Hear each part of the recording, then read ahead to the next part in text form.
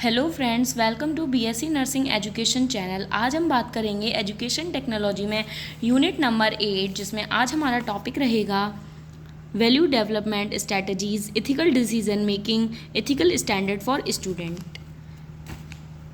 Value development strategy.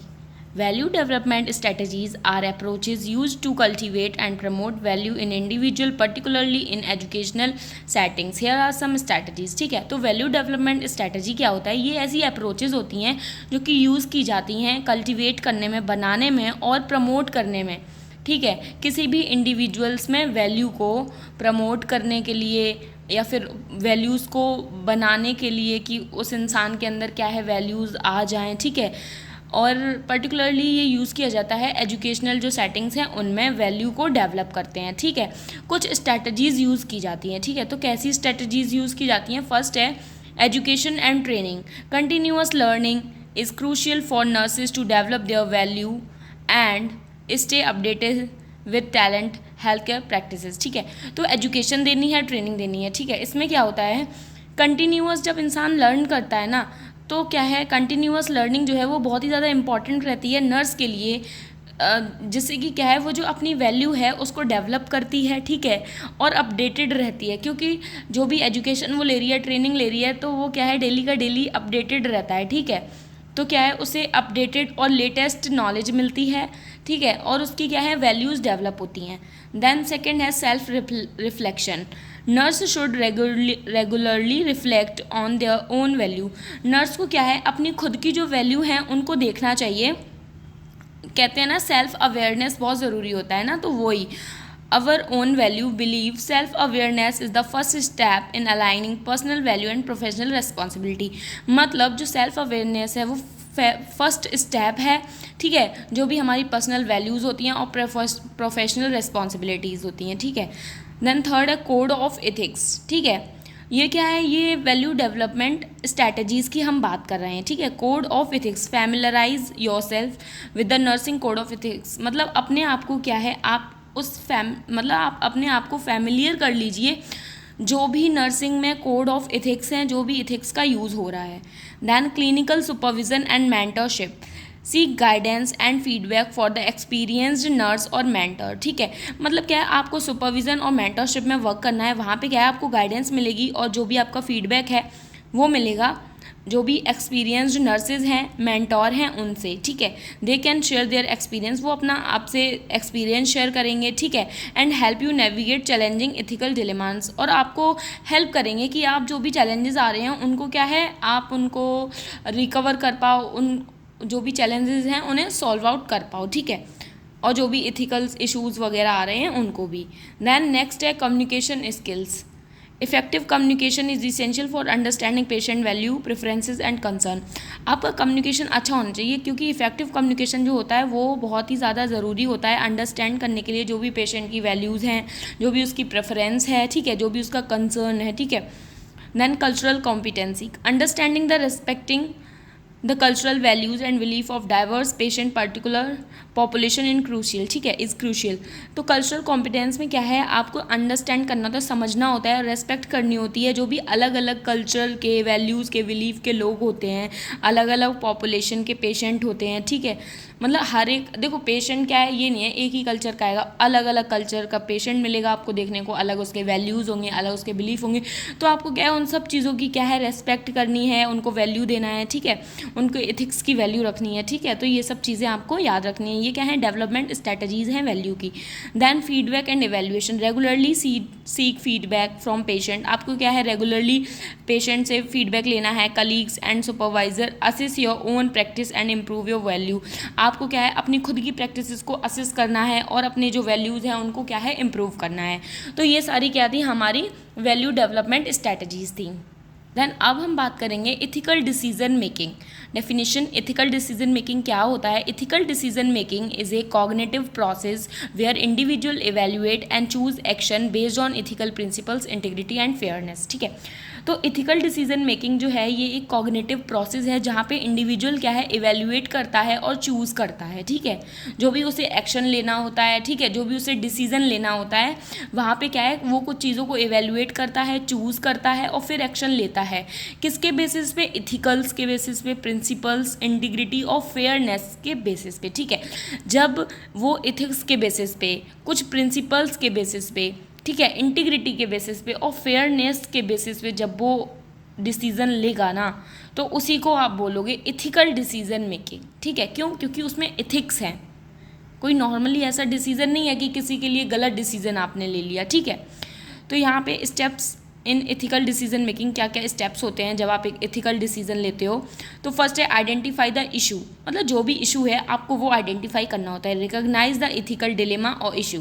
Gather information, कोई भी information है, जो भी इशू के रिगार्डिंग इन्फॉर्मेशन है आपको क्या है वो कलेक्ट करनी होती है। Collect relevant fact and data, relevant जो भी सही फैक्ट होंगे, जो भी डाटा होंगे आपको उनको कलेक्ट करना है। Then analyse options, consider different course of action, मतलब जो भी ऑप्शंस हैं आप सबको उनको मतलब आपको एनालाइज करना है, क्योंकि आपको डिसीजन लेना है तो बहुत सारे ऑप्शंस होंगे ना कि ये डिसीजन ले लो, ये डिसीजन ले लो, बट आपको क्या है उनको पहले एनालाइज करना है। देन इवेल्युएट ऑप्शन, मतलब जितने भी ऑप्शंस हैं आपको इवेल्युएट कर लेना है कि अगर हमने ये वाला चॉइस किया तो क्या होगा, ये वाला चॉइस किया तो क्या होगा। Assess potential consequence of each option, make a decision, फिर आपको क्या है एक डिसीजन बना लेना है, ठीक है। जब आप इवेल्युएट कर लोगे ऑप्शंस को, choose a course of action that align with one's values and principle, फिर आप क्या है मतलब डिसीजन लोगे वैल्यूज़ और प्रिंसिपल्स के हिसाब से, ठीक है।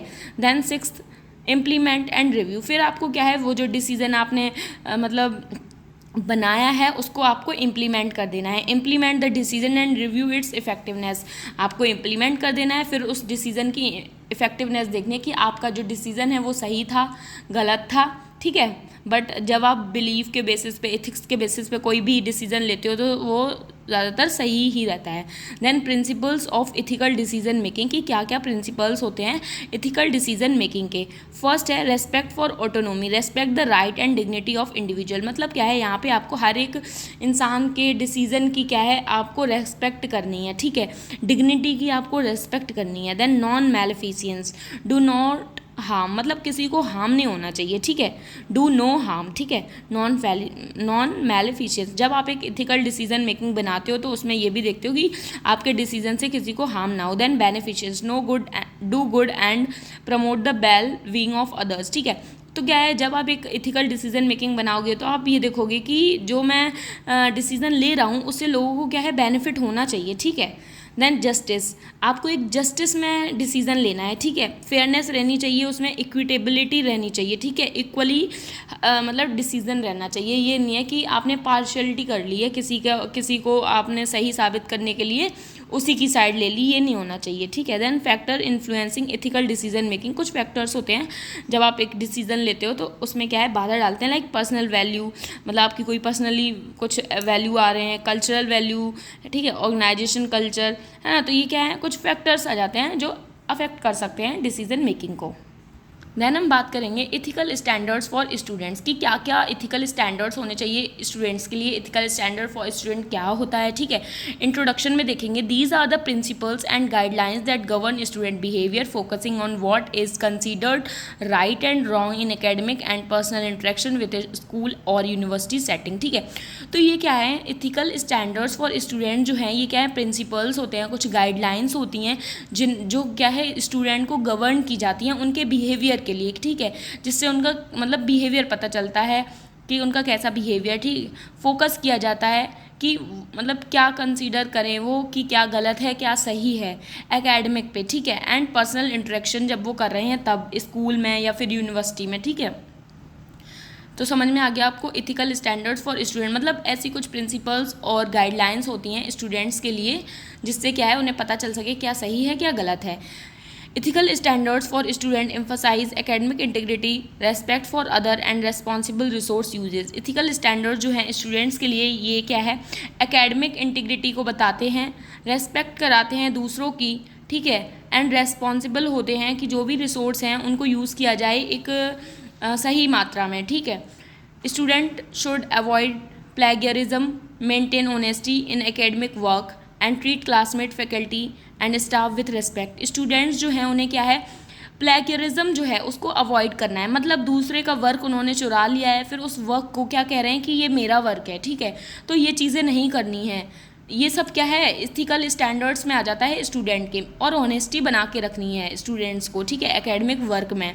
और जो भी क्लासमेट्स हैं, फैकल्टी हैं, उनको क्या है, रिस्पेक्ट देनी है, जो भी स्टाफ है, ठीक है। They should also use resource responsibly. उन्हें क्या है, जो भी रिसोर्सेज हैं, जो भी स्कूल या यूनिवर्सिटी में वो यूज़ कर रहे हैं, उनको क्या है, रेस्पॉन्सिबली यूज़ करना है। ये नहीं है कि मेरा नहीं है, ये इस पर क्या है, मेरा पैसा खर्च नहीं हुआ तो इसको ऐसे ही बस यूज़ कर रहे हैं, कहीं भी रख दिया, ऐसा नहीं करना है। प्रॉपरली रिस्पॉन्सिबिलिटी के हिसाब से यूज़ करना है। Respecting copyright and intellectual property right, ठीक है। और क्या है कि जब आप किसी की चीज़ों को चीटिंग कर लेते हो, कॉपीराइट कर लेते हो, तो उस पर क्या है, लॉ होता है कि भाई आपने ये चीज़ें कॉपीराइट कर ली हैं, ठीक है, तो उसको क्या है, उसकी आपको बाकायदा रेस्पेक्ट करनी है, ठीक है। Following are the ethical standard for student. अब हम कुछ इथिकल स्टैंडर्ड जो हैं स्टूडेंट के लिए, हम उनकी बात करेंगे। तो पहला है एकेडमिक इंटीग्रिटी, ठीक है। यहाँ पे क्या है, स्टूडेंट को ऑनेस्टी रखनी है, अवॉइडिंग प्लेगरिज्म। मैंने आपको बताया कि दूसरों के वर्क को अपना वर्क जो लोग बोल देते हैं वो चीज़ें अवॉइड करनी है, ठीक है। देन अवॉइडिंग चीटिंग, चीटिंग नहीं करनी है स्टूडेंट्स को। टेकिंग रिस्पॉन्सिबिलिटी, कोई भी चीज़ है, कॉलेज की है, स्कूल की है, कैंपस की है, तो उन्हें रिस्पॉन्सिबिलिटी लेनी है, खुद की भी रिस्पॉन्सिबिलिटी लेनी है, किसी को ब्लेम नहीं करना है, ठीक है। देन रेस्पेक्ट फॉर अदर्स, दूसरों की क्या है, रेस्पेक्ट करनी है, ठीक है। रेस्पेक्टफुल इंटरेक्शन होना चाहिए अपने क्लासमेट्स से, अपने टीचर्स से, ठीक है। जो भी स्टाफ मेंबर्स हैं, सीनियर्स हैं, ठीक है, जूनियर्स हैं, सबको क्या है, रेस्पेक्ट देनी है। देन अवॉइडिंग डेरोगेटरी लैंग्वेज, जो भी एक हार्मफुल लैंग्वेज होती है, जो अच्छी लैंग्वेज नहीं है, उस तरीके की लैंग्वेज को क्या है, मिसयूज जो लैंग्वेज होती है उनको अवॉइड करना है, ठीक है। रेस्पॉन्सिबल यूज़ ऑफ रिसोर्स, मतलब जो भी रिसोर्स है उनको क्या है, रेस्पॉन्सिबिलिटी से यूज़ करना है, ठीक है। कॉपीराइट एंड इंटेलेक्चुअल प्रॉपर्टी, मैंने आपको बताया जो भी कॉपीराइट वगैरह होता है उसकी क्या है, बाकायदा रिस्पेक्ट करनी है। अवॉइड एब्यूजिंग वर्ड्स यूज़ नहीं करने हैं, ठीक है। और जो अदर्स कुछ इथिकल स्टैंडर्ड्स आ जाते हैं स्टूडेंट के लिए, तो प्रोफेशनलिज्म, स्टूडेंट को क्या है, अपने प्रोफेशन में रहना चाहिए। एक टीचर और स्टूडेंट की डिग्निटी मेंटेन करके रखनी चाहिए उसको, ठीक है। बाकायदा सबकी रेस्पेक्ट करनी चाहिए, ऑनेस्टी होनी चाहिए उसके अंदर, इंटीग्रिटी होनी चाहिए, ठीक है। रेस्पेक्ट ऑफ प्राइवेसी, मतलब जो भी मतलब कॉलेज कैंपस में वगैरह फ़ोटोग्राफ्स वगैरह किसी की भी इधर से उधर नहीं करनी चाहिए, ठीक है। एक प्राइवेसी जो है वो मेंटेन करके चलनी चाहिए, ठीक है। तो आई थिंक आपको समझ में आ गया होगा ये सारे टॉपिक, ठीक है। अगले वीडियो में हम लोग स्टूडेंट फैकल्टी रिलेशनशिप एंड जो हमारा लास्ट टॉपिक बचा है एविडेंस बेस्ड टीचिंग की बात करेंगे। उसके बाद हमारी नर्सिंग एजुकेशन टेक्नोलॉजी का जो हमारा सिलेबस है वो फिनिश हो जाएगा, ठीक है। उसके बाद आपको जो भी चाहिए हो आप प्लीज़ कमेंट कर सकते हो, एंड प्लीज़ वीडियो को लाइक कर दीजिए, चैनल को सब्सक्राइब कर दीजिए। Thank you for watching my video.